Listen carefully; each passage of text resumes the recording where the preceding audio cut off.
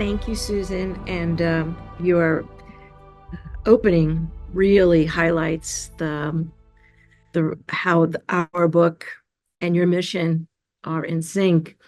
And not to take away from the very few minutes that I have on the pleasantries of how wonderful this institute is and how it actually captures the spirit of the book, I will tell you a little bit about the book and how the two of us, Daniel, who will speak for himself, who is a practitioner of mindfulness and meditation, and I myself as a cancer researcher, how the two worlds came together.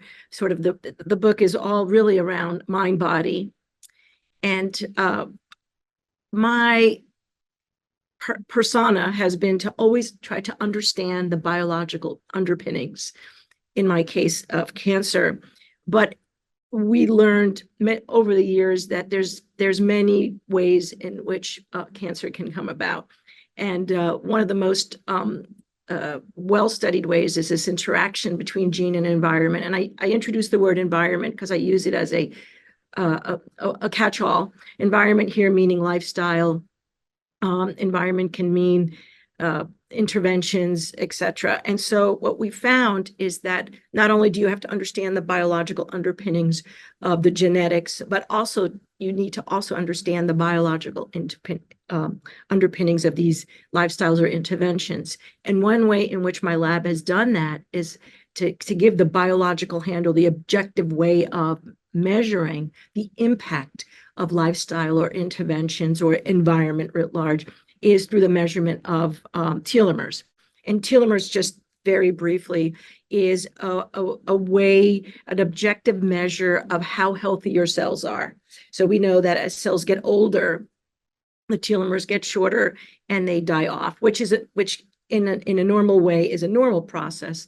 But what we're interested in is early onset or accelerated shortening of the telomeres to bring on early onset of disease. And so how does this relate to the book? It relates to the book because over time, we were aware that we could measure life experiences, good and bad, through this measurement of telomeres. So essentially, life experiences shape your telomeres. And so what I noticed in working with all the collaborators that I have, and I will always say intellectually promiscuous. I'm a real, hey, Immaculata, we have this crazy idea. Would you like to? And I'm like, oh, I like that. And so that got me involved with people, collaborators, brilliant people who study these pro-social behaviors, but from a social science aspect. And so I was brought in to understand what can you help us help others show that these exposures or these lifestyles, we know good or bad, they have a health outcome, but we need to understand the mechanism in between because, everybody likes evidence. And so I said, sure, we can try that. And what do I mean we tried that? So we showed in my laboratory at the molecular level, at the DNA level, that certain pro-social behaviors, such as optimism, such as forgiveness, such as gratitude, can actually impact the DNA. And DNA, for the most part, is immutable, unchangeable. But the DNA that's in your telomeres, which we call the epigenome, is modifiable. And in the same way that you can hurt your DNA, you can also help your DNA. And so by adhering or practicing these pro-social behaviors like optimism, forgiveness, and kindness, in the title was a catch-all phrase, a word that I wanted to use to capture all of these pro-social behaviors. And so what Daniel and I, when we're on the circuit, we speak of, for example, forgiveness. If you don't want to do it for moral reasons, do it because it really impacts your health. And we noticed, or in the multitude of papers that everyone can look up on PubMed, you'll see that, again, for pro-social behaviors, and it's not just my lab, and this is the true acknowledgement or affirmation of scientists that there's much replication out there to show that there are ways in which lifestyles can impact your DNA both in a positive or in a negative way. And so I am absolutely stunned and shocked at how well received this book has been.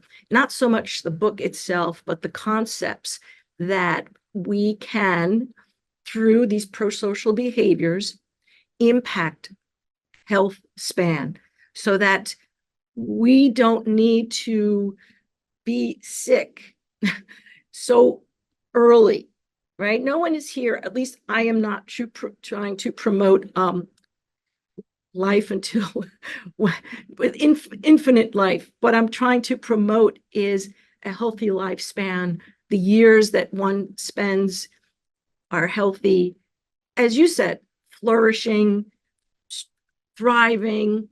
And again, it was a work, it's one of the greatest professional joys I've had. And because the whole point of writing this book, and I have to thank Daniel very much for encouraging me, because I'm a science, an academic, and I write research papers that are peer reviewed, and I write chapters and textbooks. But what this showed me is that all my friends, we know a lot of this stuff, but we need to make it accessible to everyone. We need to democratize the information so that everyone has access to understanding how, if they're, you can learn optimism. You know, you can learn to do a lot of the pro-social behaviors.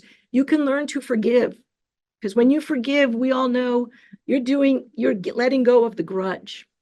And there is a mechanism. The science is, most of it is mediated through the stress pathway. And the side effects of the stress pathway are inflammation. And we know that inflammation targets telomeres. So there is a biological, so you have an exposure, you have an outcome, and now we're sort of putting together the black box, the mechanism, because it's very rewarding to many people to understand that there is science behind these sorts of behaviors, these pro-social behaviors. And what's giving me great pleasure is that many scientists, many social scientists, philosophers, many people are working towards this end. And there's so much information out there. And I'm not sure if I've gone over my time, because when I start talking, I forget.